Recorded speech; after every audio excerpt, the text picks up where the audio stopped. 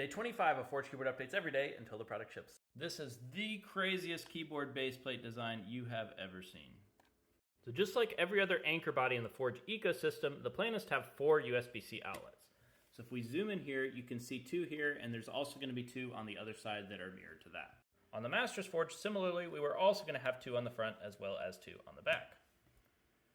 Well, that would be a pretty good solution. We had this crazy idea of what if, instead of those USB ports being on the back, what if they were accessible through the bottom?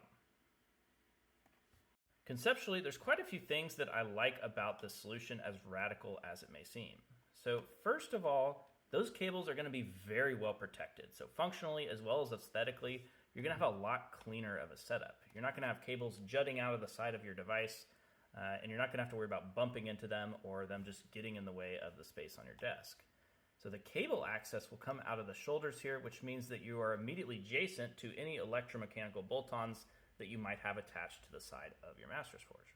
The lip around the outside of this cutout window means that optionally it can also help you with cable management. So if you have extra wire, you can just sort of feed it in there and it can bail up around the perimeter. And here's another kicker. This provides an entirely unique interface for downward-facing bolt-on. Why would you want a downward-facing bolt-on, you might ask? As great as the trackball bolt-on is, what about an option for a downward-facing optical sensor so you could use either half of your Master's Forge the same way you would use a traditional optical mouse? And not to mention this jet engine aesthetic, I just think is pretty freaking rad.